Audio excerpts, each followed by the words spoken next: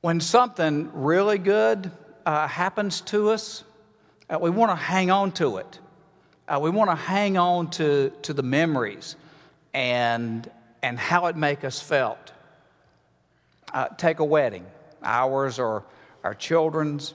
I mean, it's a grand day, it's a great day, it's a day of celebration. All the people that we love or who have been important to us are a part of that day. The photographers and others take a gazillion pictures as a video maybe. All of this helps us to hang on to the moment. Although that might not have been the case for a Midwest farm wife named Bessie who lived in the time of the Great Depression, she said to the pharmacist, who was also the local veterinarian, "Now be sure and write plain on those bottles which is for the horse and which is for my husband, because I don't want nothing to happen to that horse before spring plowing."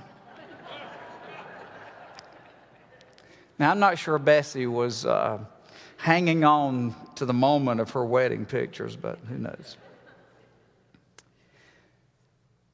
But it is human nature to want to hang on to our big day, big moment kinds of experiences. I mean, we frame certificates, diplomas, we hang plaques on the wall, we have first place trophies and hole-in-one commemoratives, not in the closet, no, they're either on the mantle or this prominent place on the bookshelf, right?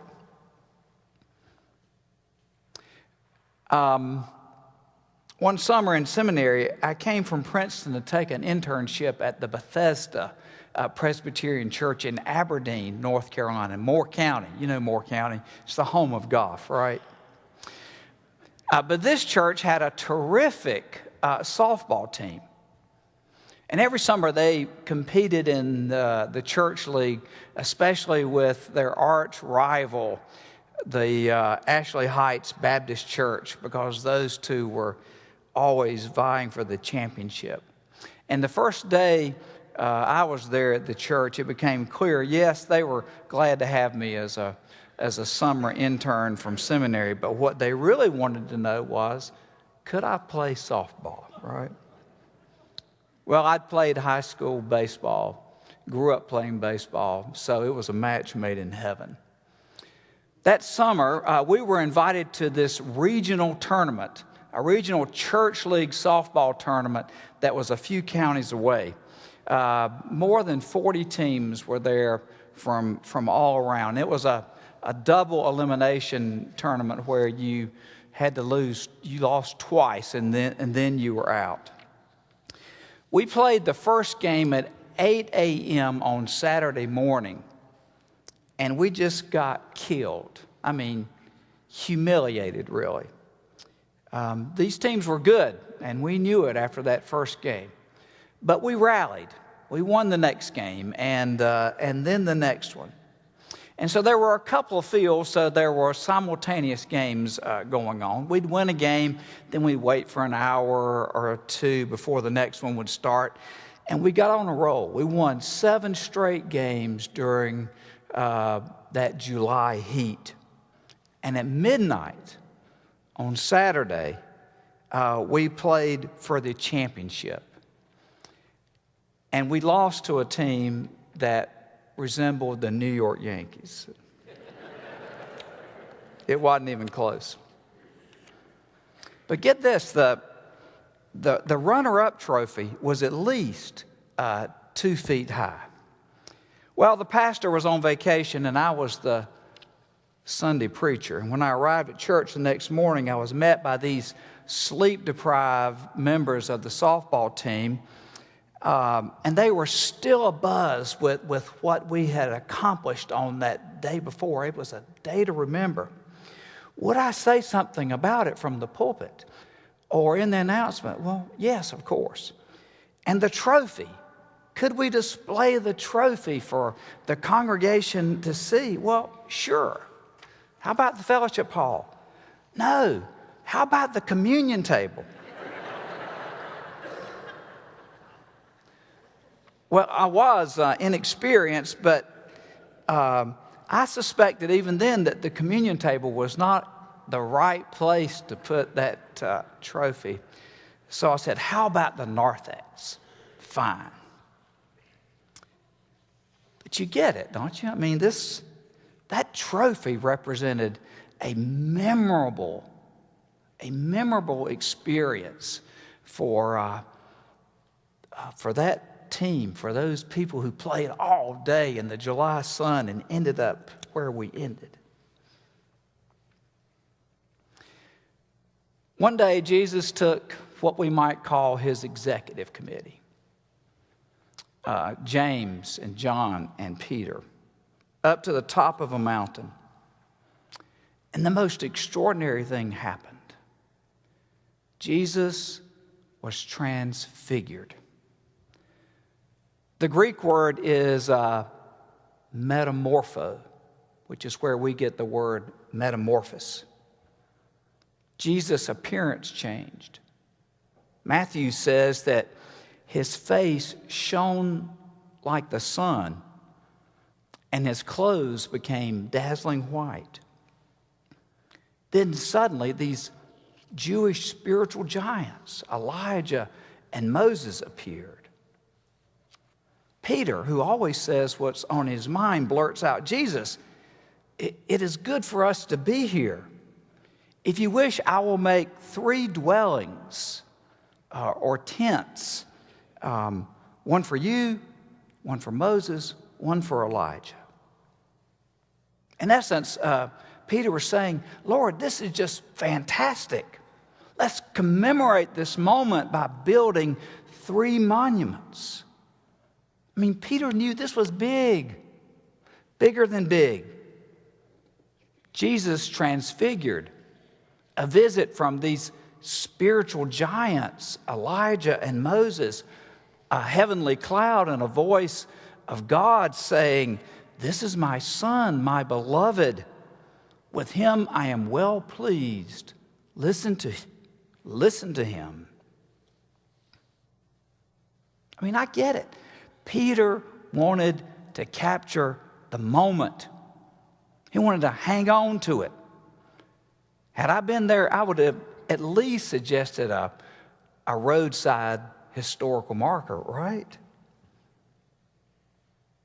When you and I have experienced something good, positive, sometimes life-changing, we want to hang on to them. So we commemorate them. We commemorate with pictures and photographs and stories and plaques and trophies and monuments and diplomas and whatever it is. You with me? But did you hear Jesus' response to Peter's honest question? Jesus would have nothing to do with it. Instead, as they came down the mountain, Jesus said to his 3 disciples, tell no one about the vision until after the Son of Man has been raised from the dead. In the next scene, Jesus is met by a crowd and a father who is bringing to Jesus his very sick son. I mean, do you feel the stark contrast there? Jesus is off with this high mountaintop experience. And now he's back in the real world where you and I live. Jesus and his disciples were on the peaks of experience, and now they're in the valley, the dusty roads of children who are hungry and where people deal with sickness and disease, and the challenge of ordinary living and ordinary faith. I mean, coming off the mountain is often challenging, right? I mean, you know what I mean. Been away for a great weekend with friends, or maybe it was just the two of you who got to get away, or you take your family and it's just the best family vacation ever. And then Monday, work challenges, the daily routine, changing diapers, kids and their relentless schedules. I mean, we'd rather stay on the mountain, right? If not physically, at least emotionally. And faith? My guess is that each of us have had a series or a few or several mountaintop faith experiences where God seemed closer, God seemed more real, where we were inspired and moved, where our faith burned hotter and commitment seemed easier. Mission trips can do that. Retreats can do it. A Bible study group we're with. A small group that we're a part of. And something in that kindles our sputtering faith to where we feel resurrected. Or maybe it's the music. Or something in a sermon. Or when we take the bread and dip it in the communion cup. And it just feels like God is right there with us. That God is speaking to just us, drawing us near. And we'd like to capture those moments, put them in a bottle somehow, be able to recall them on the days when we're really discouraged, when our faith is weak and we are doubting and doubtful. If we could just get back to that high place where we know we were.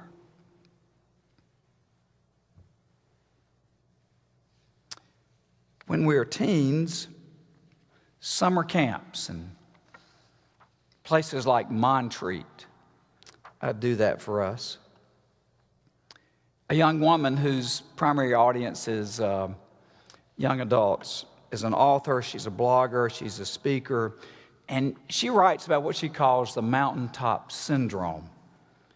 She speaks of how important summer camps were for her when she was growing up. And then she writes this: after college, I married a youth pastor, and we took students to camp 11 years in a row.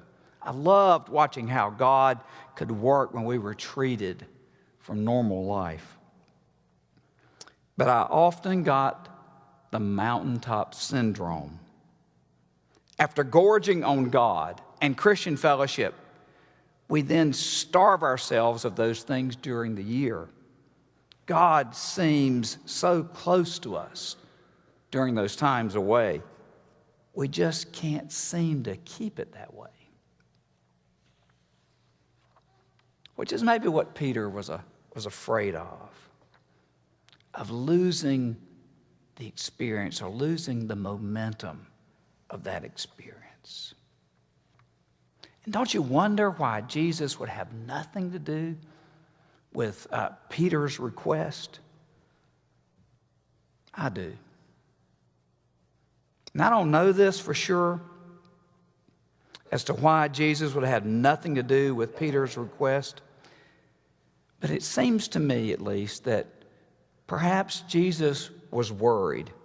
He was worried that if we make the past or our past experiences so sacred and so holy that we have the real potential to get stuck there somehow.